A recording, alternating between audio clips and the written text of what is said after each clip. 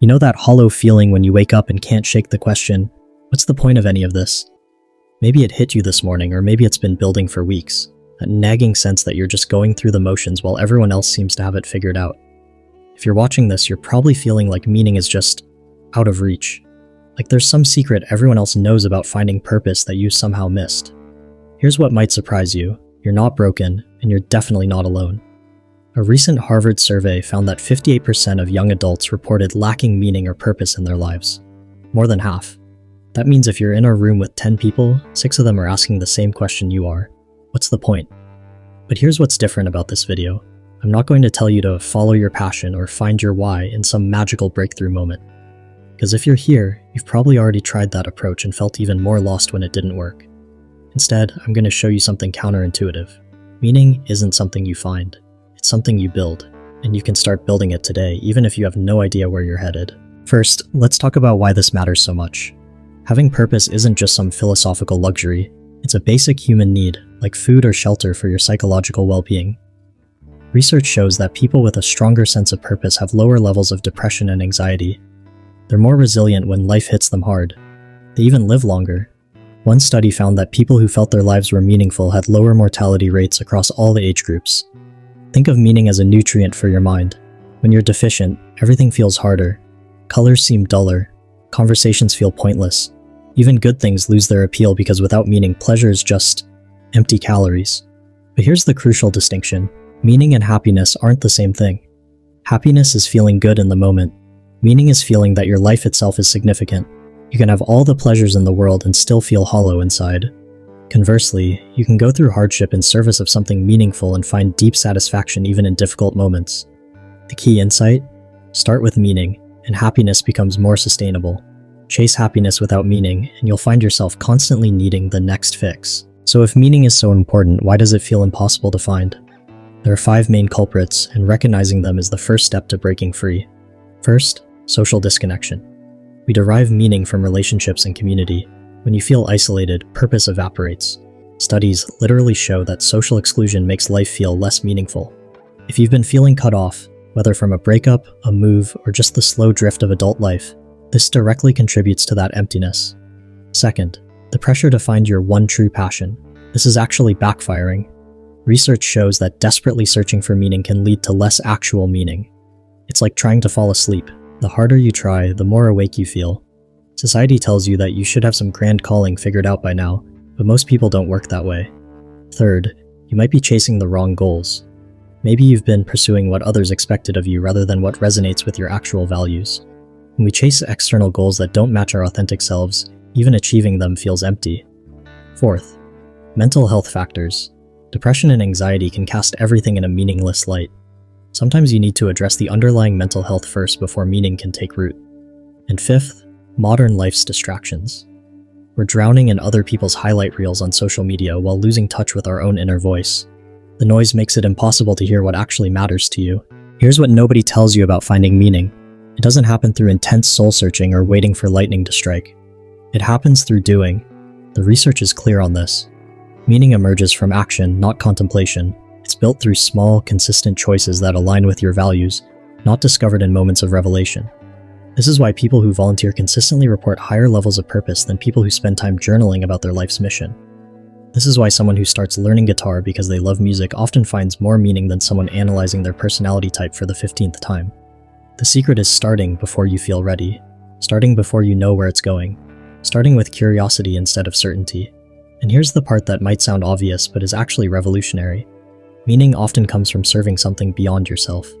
Not in a self-sacrificing way, but in recognizing that your well-being is connected to others' well-being. Let's get practical.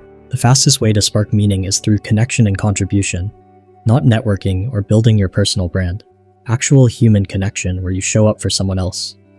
This could be as simple as texting a friend who's going through a hard time, volunteering one Saturday morning at a local organization, helping a neighbor with their groceries, mentoring someone younger than you in a skill you have.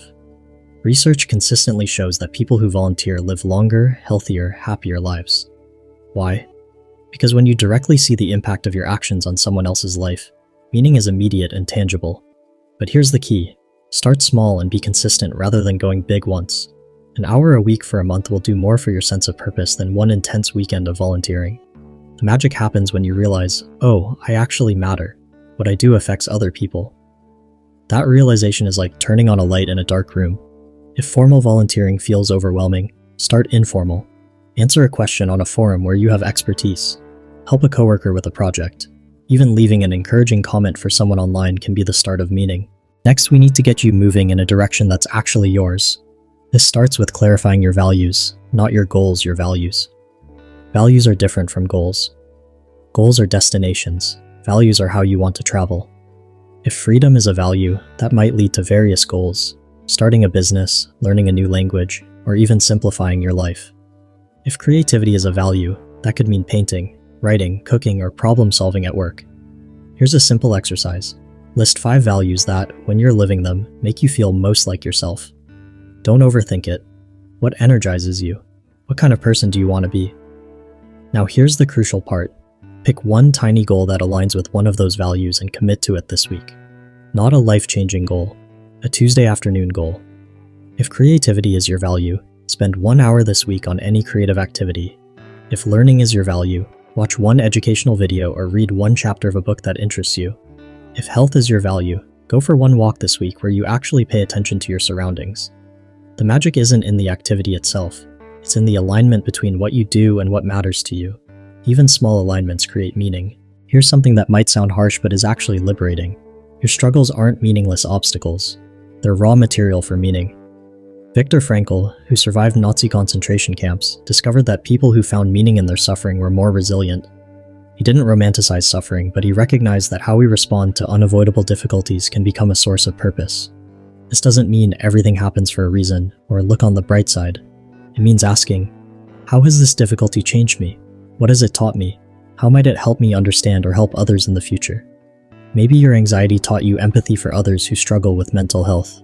Maybe your career failure forced you to discover what you actually care about. Maybe your relationship ending showed you what you really need in a partnership. The meaning isn't in the pain itself, it's in what you choose to do with it. Some of the most purposeful people I know found their calling through their wounds. They turned their mess into their message. Try this. Write down one difficult experience you've been through. Now write down 3 ways it changed you or 3 things it taught you. Those insights are seeds of meaning. This might sound too simple, but you can't build meaning on a foundation of exhaustion, poor health, and isolation. If you're running on 4 hours of sleep, surviving on caffeine and processed food, and haven't moved your body in weeks, your capacity for meaning is severely limited. Not because you're weak, but because mind and body are connected. Start with basics: decent sleep, regular movement, time in nature, and real food. These aren't obstacles to overcome on your way to meaning. They're the foundation that makes meaning possible. When your physical state improves even slightly, you have more energy to engage in meaningful activities. You have more resilience to handle setbacks. You have more clarity to recognize what actually matters to you. This isn't about perfection. It's about giving yourself enough fuel to pursue what matters. Here's the final piece. Meaning is built through patience, not urgency.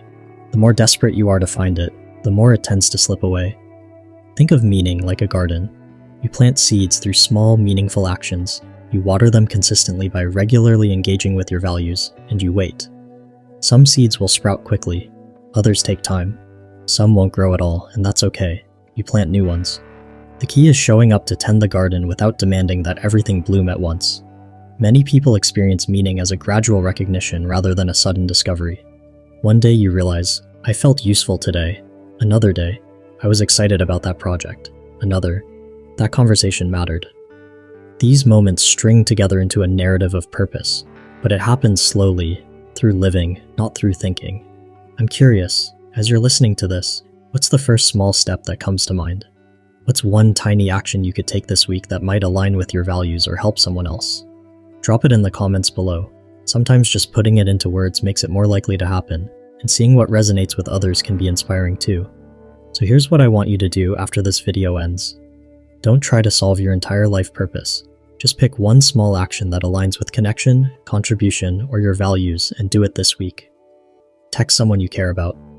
Sign up to volunteer for one event.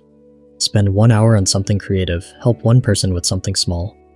Meaning isn't out of reach. It's in your next small choice to do something that matters, even if you're not sure why it matters yet. The path reveals itself by walking, not by staring at the map. Start walking.